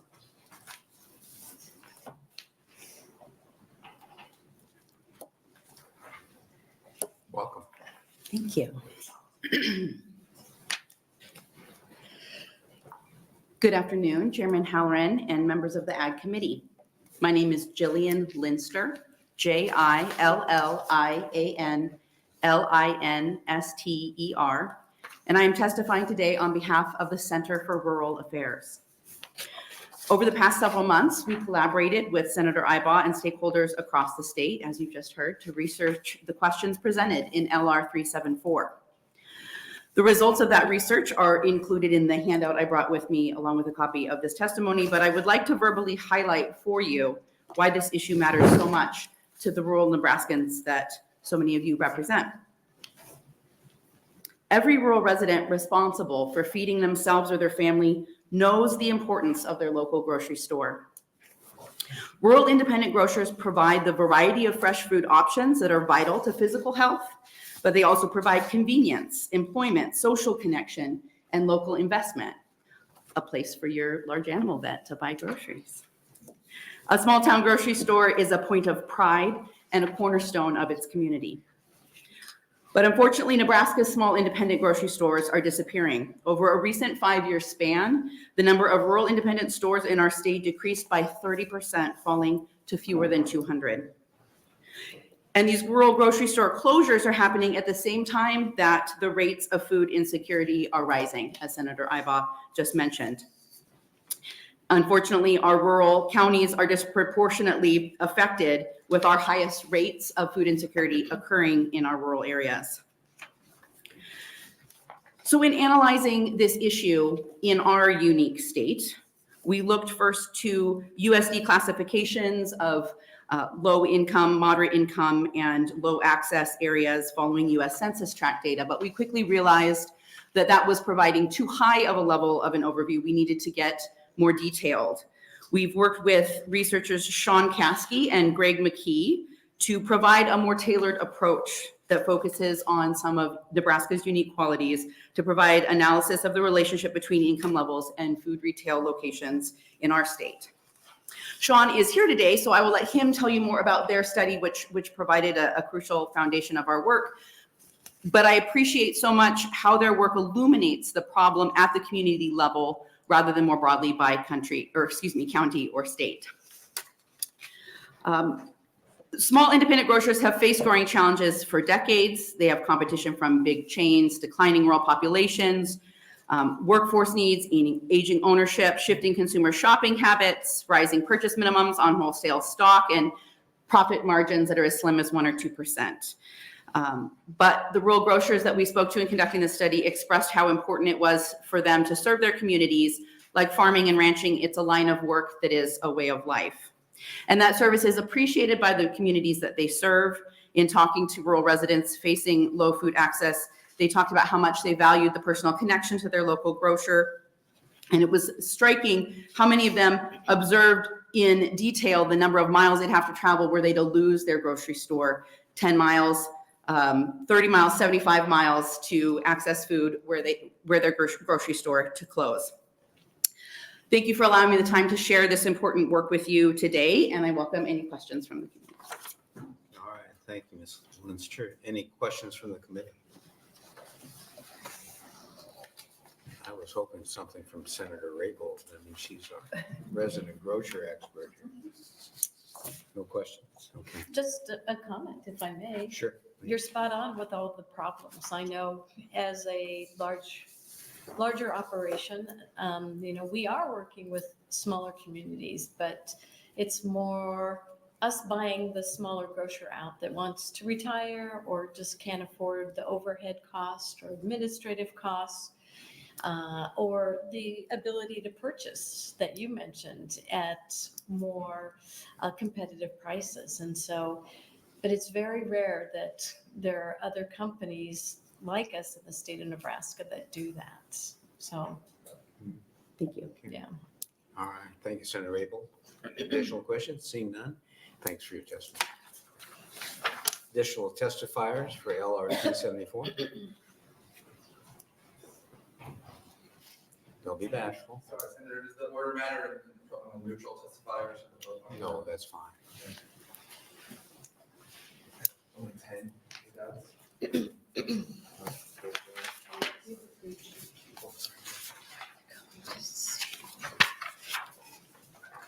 Welcome. Welcome. Good afternoon, Senators. Good afternoon, Senator Halloran and members of the Ag Committee. My name is Sean Caskey, SHAWNKASKIE. Well, I've been working as an economic development practitioner and researcher for about 20 years. Served in Central Nebraska. I live in Kearney, served several counties out there in my daytime capacity. Today, I'm testifying as a neutral research capacity. Thank you for allowing me the time to share some highlights from findings from a recent analysis of food deserts in rural Nebraska. While the Center for Rural Affairs funded the study, the opinions, conclusions, and recommendations expressed in this analysis do not necessarily reflect the reviews of the CFRA or our employers at our respective universities. The purpose of the study was to assess the extent of limited food access in Nebraska, paying close attention to issues including food affordability, which we measured by household spending ability and nutrition based on the fresh foods typically available at grocery stores or farmers markets. And then we described how changes in the food markets where the stores are now in 2024 may affect the ease with which Nebraskans in 2028, in a few years, can afford those. Food deserts are not a new or Nebraska-specific problem. In 2019, the U.S. Department of Agriculture defined food deserts based on affordability and accessibility. Based on our criteria, food is considered unaffordable when more than 20% of the population in a census tract is classified as below the poverty rate, or when the median family income is less than 80% of the state median. Food is deemed inaccessible when at least 33% of a certain population resides more than 10 miles from the nearest supermarket. Using this criteria, the study we conducted showed that 11 counties in Nebraska would be food deserts in 2024. You can see on page 3 of the report a detailed visualization of Nebraska's projected 2028 food desert landscape. The pink areas represent the census tracts designated as low income and low access food deserts per the USDA definition. Of the over 450 grocery stores in Nebraska shown with the shopping cart icons on the map, less than 200 operate in rural areas, as Jillian mentioned. You'll notice the red circles containing white numbers that indicate the number of stores in communities where there are more than one store in that community. We've also included farmers market locations shown by the eating utensil icons there on the map. There are just under 100 farmers markets according to data shared by the University of Nebraska's Buy Fresh, Buy Local program. This research expands on the USDA definition in 2 critical ways. One, it uses zip codes. You can see by the orange colors on the map. They are smaller than census tracts in our rural areas, offering a more granular insight. Second, it uses a new variable measuring spending potential through net worth, specifically examining the total value of non-income household other financial assets. This adjustment accounts for the deferred income tax schedules used by many of our farm and ranch families in Nebraska. The study using the zip code areas to meeting this criteria, when we apply these 2 different criteria, using the zip code analysis as well as using the net worth variable instead of income and poverty like the USDA, we then take those, there's about 100 zip codes that meet that. They apply to That then grows from 11 food deserts to 66 of the Nebraska's 93 counties. Demographic trends also suggest that changes in food purchasing pattern lead to some regions becoming food deserts, while others may exit this condition because their consumer spending potential increases. The average 65 and over population in non-food desert counties increased by over 318% between 2010 and 2020, signaling a growing need for enhanced food access with higher than average ratios of senior citizens in those areas. Our prior research showed that rural grocery store owners throughout the state can work with their communities to prevent food desert designations where there's a strong sense of community support for the store. Finally, the study includes research findings on best practices, policies, and programs to mitigate the challenges in our rural grocery stores. It includes specific examples of UX locations where these remedies have been tried, giving the names of organizations of trying those remembers in the back half of the report. The findings suggest exploring creative supplier options such as North Dakota's RAD cooperative distribution model, recently shared at Nebraska's Rural Grocery Summit, offering promising insights for reducing costs through shared logistics and bulk purchasing for several stores in a rural county in North Dakota. Research shows new app-based food delivery systems used in many of our urban areas are unavailable in most of Nebraska's smallest towns, but community and school boards support systems like the Cody Kilgore School District have kids take the orders while they're at school, then they drop the supplies on the bus to senior citizens on the way home. The research showed that food desert areas with actively engaged food system volunteers organizing local farmers markets were most likely to engage in planning processes to support or sustain the store. In short, the local solutions are the most sustainable ones. In some, the maps, tables, and analysis in this, a lot of information, but they represent an excellent partnership of the USDA data, local data from the Center for Rural Affairs and UNL, as well as listening to the community voices through the surveys. Thank you for your time. A lot of information to digest there. I appreciate you being here, Dr. Caskey. Any questions from the committee? Seeing none, you did a thorough job, it looks like. All right, thank you. Next testifier, the LR 374.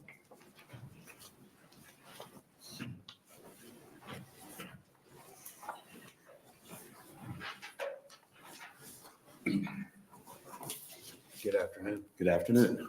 I'm David Barnes. I'm from Lynch, Nebraska. It's a town up in Wake County, 195 people. Spell your name for Oh, I'm sorry, DAVID-BARNES. Our grocery store closed in March of 20. It had been a satellite store for the Farnix Market in Niobrara. I said they took on the Lynch store in order to get their minimum order with AWG. But those owners retired, and the new owners of the store in Niobrara were not interested in the Lynch store. So a local woman bought in June, a local woman bought the building. And in November, we decided to try to reopen the grocery store. We contacted Charlotte Nargis with NCDC, Nebraska, Cooperative Development, and Jordan Rasmussen from Rural Prosperity, Nebraska. And we decided to form a cooperative. And we began to sell shares. And by August, it was looking like we were not going to get there. We were at $85,000, and we needed to get $100,000 in order to renovate the store. And a family came forward and made up the difference. So we went forward, and at this point, we still did not have a supplier. The supplier we found out in November, and then we secured an agreement with AWG out of Norfolk to supply the store. We were concerned about the minimum order. They agreed to do a minimum freight and minimum warehouse charge so that we wouldn't have to worry about having to make a $10,000 order.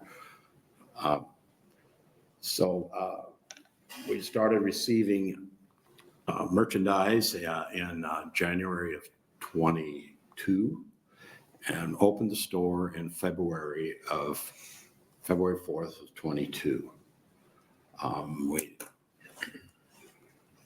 We had a pretty good first year, and then pretty good next year. And as of October 24th, over 32 months, we reached $1 million in sales. We're pretty proud of that. No yellow, okay, all right. The store has been profitable, but the main reason for the store being profitable is that we have volunteer management, volunteer ordering, and volunteer initial stocking, unloading the truck and initial stocking. You wouldn't think that a town of 195 could support a grocery store, but we're 10 miles from the Missouri River and 7 miles from the Niobrara River, and there are many cabins in that area. And those people support the store, and they purchase stock. They are not year-round residents, but they purchase stock, and they support the store. That is, without them, it would be almost impossible to run it. We wouldn't have. There's just not enough people to warrant a store, and even with reduced order totals. I want to add that in September of 22, we were approved for a grant from the USDA, Healthy Food Finance, the Healthy Food, HFFI. It was $200,000, and none of that money is supposed to go to operations. It's supposed to go to buildings and equipment. So we were able to purchase a skid loader. We were able to put on an addition, a 32 by 40 addition onto the back of the building, put a new sidewalk out front, bought some new freezers, and bought new to us walk-in refrigerator and freezer. But the most important thing was that we'd saved enough money that we were able to purchase a generator. So when MPPD has a 4-hour outage, it doesn't bother us. So and the red light is on, and that's about as brief as I can get for over 32 months of hard work.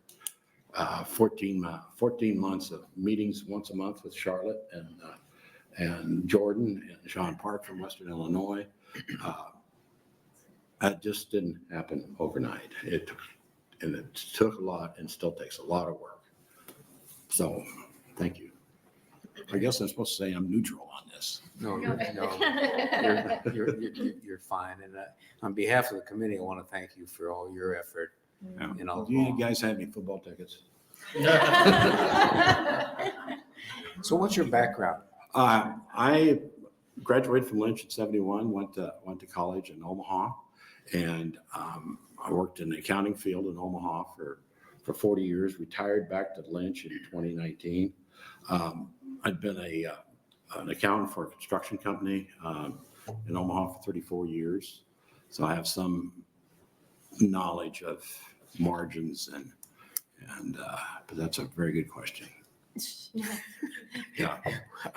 I'm glad you asked that because I kind of prepared that, but I didn't. Did you ever in your wildest dreams anticipate developing a grocery store? No, not at all. Not even in business class in high school when I went down to the same building, same store, same building, and dusted shelves and things like that. So no, not at all. But I'm retired, and I guess my wife doesn't need to worry what I'm doing all day.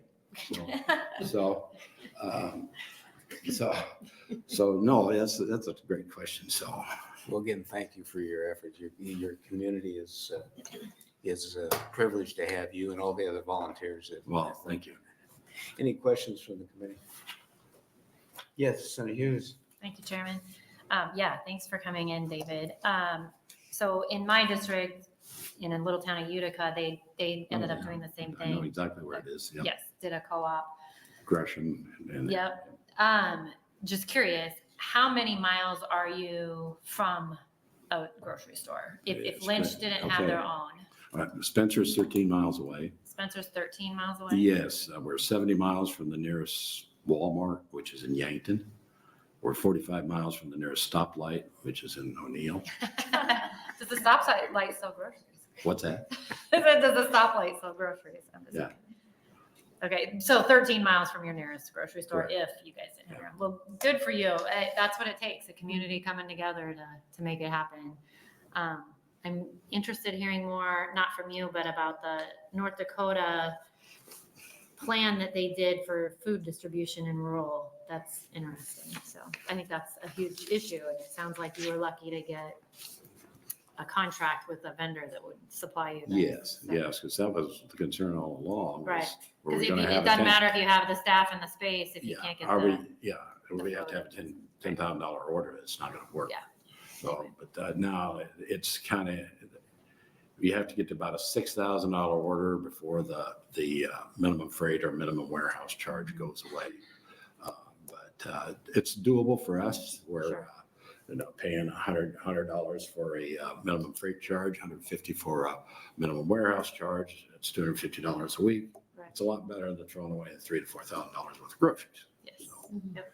Well, Oh, I think Lynch is lucky to have you there helping him out. So well, thank you. appreciate it. None from you. I thought maybe, Everybody wants to shake I live what you live every day, so I'm You're I'm like, with yeah. you. Yeah, no, All I right, appreciate that's your it. hard Thank you. work. All right, Mr. Barnes, thank you for being here.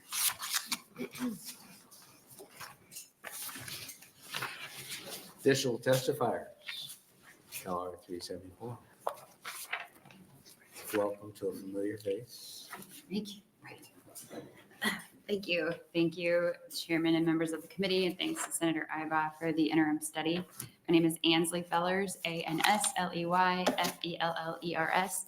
I'm the Executive Director of the Nebraska Grocery Industry Association.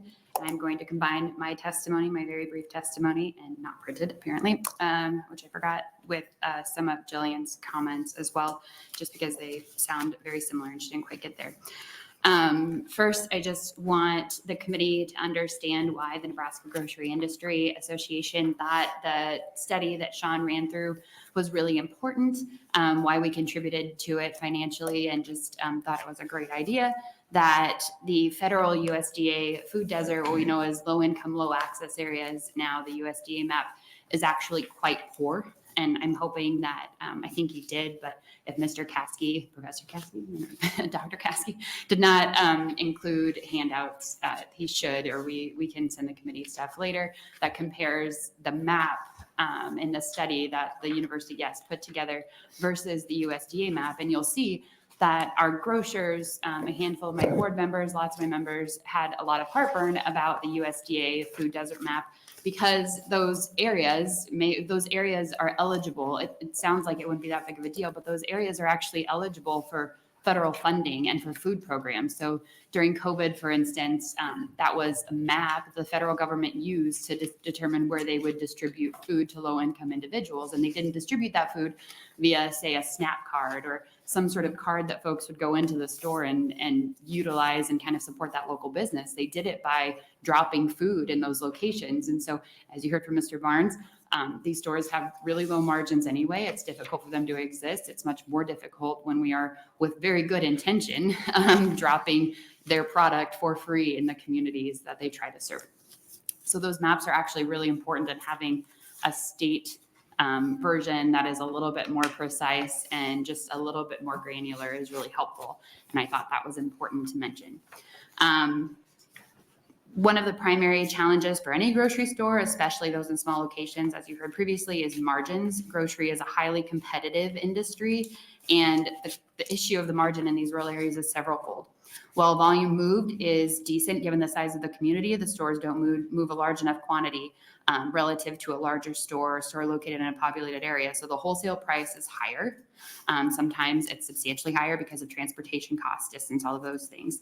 Again, because it's so competitive, as many of you know, folks will drive quite a distance to price shop, to compare.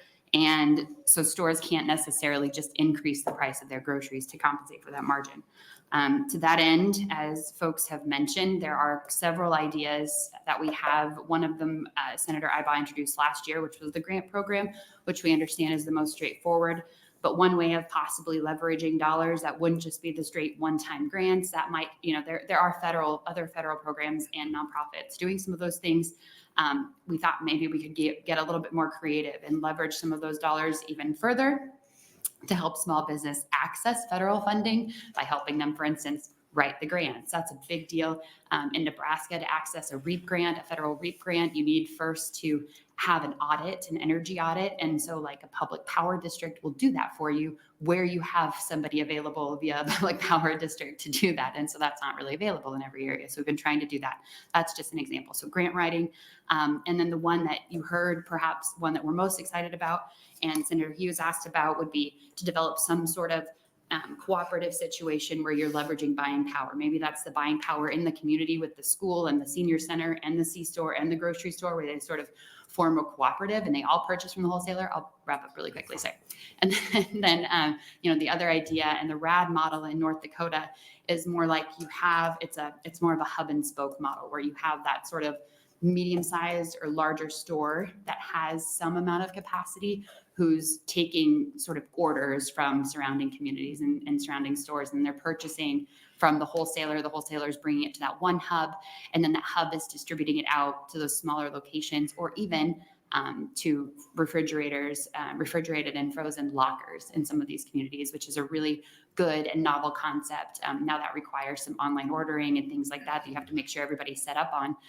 But that's a really good thing for nurses or folks who work shifts who might not be able to make it into a store at a normal hour. They could go to a locker in their community and pick it up. All those are really exciting ideas and things we're working with Senator Iba on. Thanks again to the Center for Rural Affairs and everyone for their interest.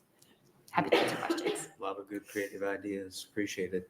Questions from the committee? One question from Senator Hughes. Michael, just thinking. I think David had mentioned in Lynch, they did have something there was a branch of a bigger store, maybe the one that was 13 miles away in Lynch, but they decided to close it. I mean, it's not like that, but it's a little bit like that store. And you're saying that store in Lynch could buy not the store in Lynch, the one 13 miles away could buy all the things, and then Lynch goes up and picks up or whatever. I mean, what legislation has to happen for that? Or are you thinking funds or grant funds to help supplement that, whether it be that main hub store gets some money for additional coolers and freezers to hold the items for the spoke places? Is that, because a lot of it is just neighbors helping neighbors, right? Some of making it. that connection. So I can tell you, back in 2021, when the state got an infusion of ARPA dollars, Senator DeBoer introduced legislation. There was a grant program that she got. It was a one-year program that ran through DHHS, and the Nebraska Grocery Industry Association partnered with the university, and we actually applied for a grant to kind of as a pilot program. Now, I'm a big believer in grants. They should be like one-time infusions that then help you become sustainable. And so a grant program in this instance, that's why I think it's a really great idea to kind of co-op or work with an existing retailer, right? Somebody that's sustainable, but that doesn't necessarily have the capacity to buy a refrigerated truck or to buy these lockers, for instance, or, to establish some of our smaller stores, some of our locations maybe need some technical assistance establishing an online presence, right? Those were three ideas that we floated, and we actually applied for a grant. Now, it was 2021, and the holdup and the reason I would argue that it wasn't funded, I'm not sure we ever found out why it wasn't funded, but what I would think it was the biggest problem is that we just couldn't actually get the physical equipment in time. It was like the timeline was apply in March, we'll let you know in October, and then have a report back in February. You know what I mean? It was we couldn't even get a truck and the lockers at that point because of the supply chain. Yeah, it was so broken that we couldn't even get the stuff in time to have anything to show for it.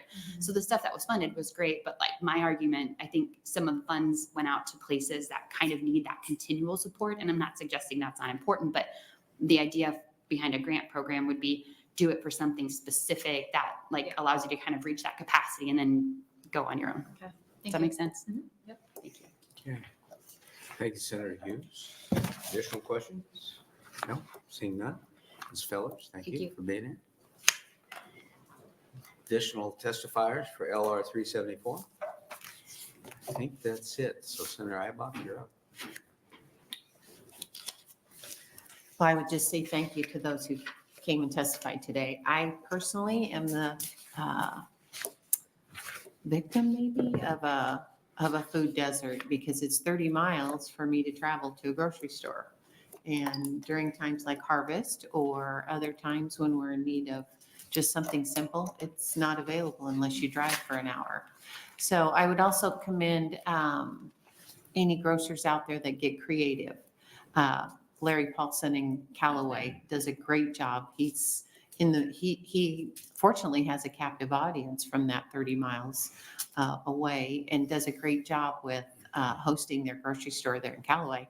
But there are other food desert locations out there that have gotten really creative. For example, up in Rock County where the FFA kids do it. And I know that seems very simplified to folks that are in urban communities, but it really does take some creative thinking to stay sustainable in very rural areas of Nebraska. So thank you for listening and thank you for entertaining thoughts and ideas on how we stay creative. I know the budget will be very tight next year with the revenue projections that came out. And I know that a lot of programs won't be readily funded. But I just commend the industry for staying creative and Ansley guiding them in staying creative in a lot of those rural communities. So thank you very much.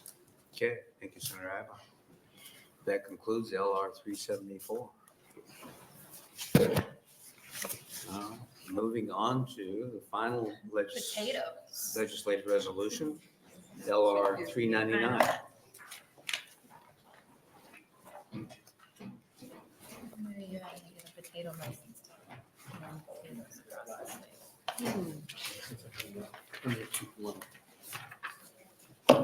Thank you.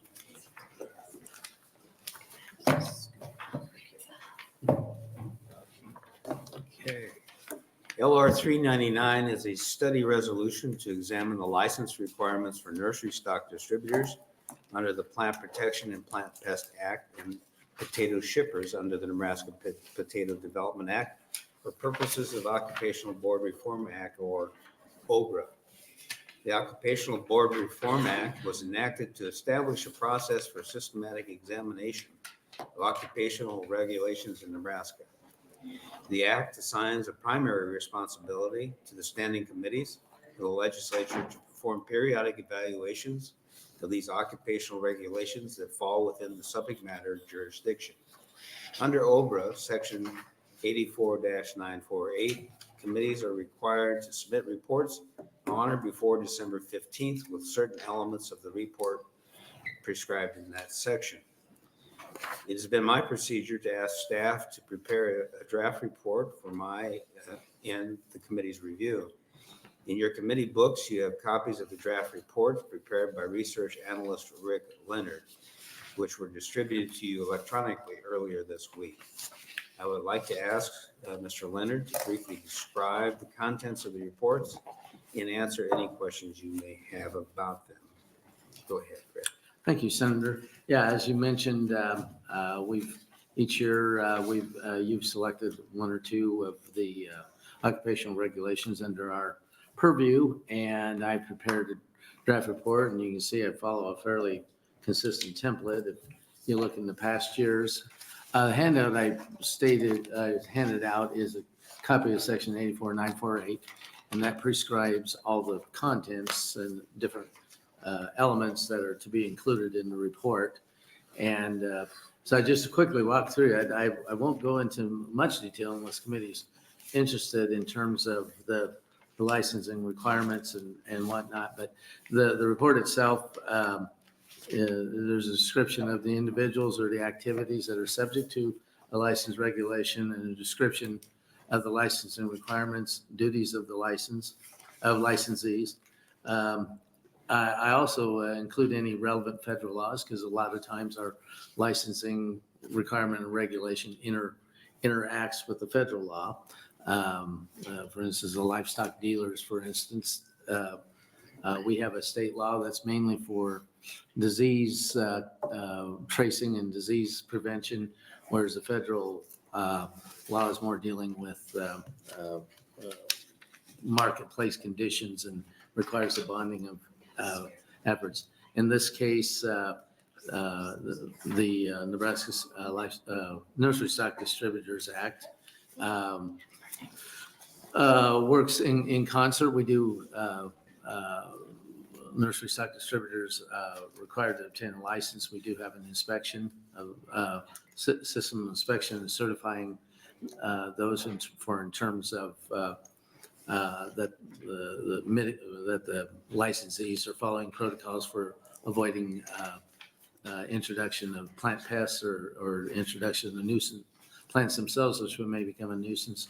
That interlocks with that program creates an infrastructure which we certify our nursery stock distributors, who then enables them to comply with the maybe requirements of other states in terms of importing nursery stock from other areas.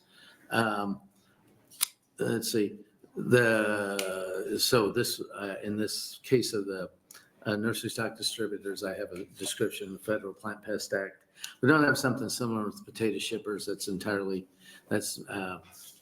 license requirement under that is related to basically a promotion program. It's a checkoff program.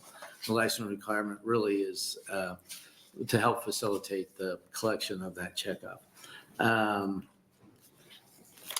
The statute requires if it's the licensing is delegated to a licensing board, that we have information about that. You'll see as you walk through the report, information about our occupational board is not relevant to this one because all licensing is conducted by the Department of Agriculture. We don't delegate that. So those information that's about the licensing boards is not relevant to this. The statute asks us to review past 5 years of activity in terms of the number of licenses that may have been disciplined, and number of licenses that if there's been enforcement actions taken against, the cost of the regulation, and then this also asks us to compare our regulations to surrounding states or to other states. I've in the appendix to the potato shipper report, I've kind of compared Nebraska to other states in terms of which entities are licensed, the license fees, that sort of thing. And then it always concludes with an analysis in the context of OBRA. And it includes the agency statements on the reason and value and efficacy of the licensure requirements.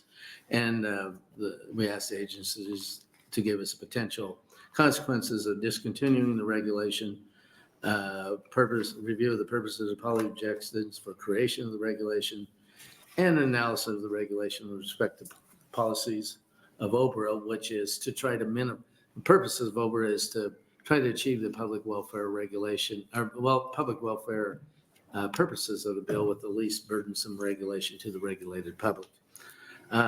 I would tell you that in both cases, I did send a copy of this report, a draft report, to the Department of Agriculture, and I did send a copy over to the Nebraska Nursery Stock Distributors Association, ask them to review it, point out any errors or omissions that they would say. They were also notified of today's hearing. They were welcome. We didn't ask them to testify, but they were aware that they were welcome to come and testify and visit about their views about the regulation.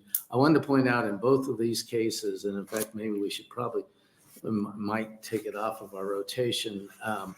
OBRA applies to regulations of individuals. And I think in both of these cases, this is not an individual. We don't require an individual. As an example, pesticide applicators, the person actually, the actual individual applying the pesticides has to be certified and licensed. These are both, in both of these cases, these are conclude that they're business license. I have in some cases, you could have, there's a handful of people who, as a sole proprietor business, kind of start landscaping consulting business, may advise people on landscaping as well as they may perform the actual purchase and installation of landscaping. But again, they do that as a business activity, and we don't impose any personal qualifications on that person. The reason for the nursery stock distributor license is more for the ability to monitor for and try to prevent the introduction of plant pests and whatnot. The potato shipper is, I think, is completely outside the scope of OBRA. There's no personal qualifications to be a potato shipper. But I've gone ahead with this anyway because we had the interim study resolution, as well as these things. As I've created them, I've created a library of materials that are a good reference for our licensure programs, why we have them, what the intent was. So if they want to go more detail about what's in there, but that's what. So these two reports are there, then they're for your review and to look at. Okay, any questions for Rick? So what would be the procedure to, I would have to agree with you. I don't think these necessarily follow the intent of what OBRA was meant to be focused on, but what would be the procedure so that possibly we could simplify things? Oh, there's no, when this was first enacted, I think it was more when all the committees were trying to decide, well, which is an occupational reg and which is not, with working with the clerk's office and the author of that legislation, we had a list put together, and pretty much anything that would require a person to have that would require a license. There's no formal procedure. It's not statutory. It's kind of our judgment what is and isn't an occupational regulation. So we could just say no as a committee, that's not necessary? Yeah, I don't think we would be not in compliance with OBRA for these particular things. Okay. Could ask Dick Brown. He was the one who drafted the bill, so he'd probably see if he agrees. Very good. Any questions for Rick? Seeing none, we got a flight to me. Would Senator Hughes have a question? Just a little bit of one. So this is just, I don't know. I'm like, what is this exactly? So we're saying we might just take these away. Is that what we're saying? Well, I think It's a potential, it could be taken away next year. Not repeal them, just that, remove them from our rotation of the committee. Oh, of relooking Reviewing at them them, every 5 yeah. years. Just don't look at them. Got it. Thank you. Thanks. Okay, thank you very much, Rick. Are there any testifiers on LR 399? No? A lot of smiling faces come to the end of the hearing. That then will conclude our interim studies for the Agriculture Committee.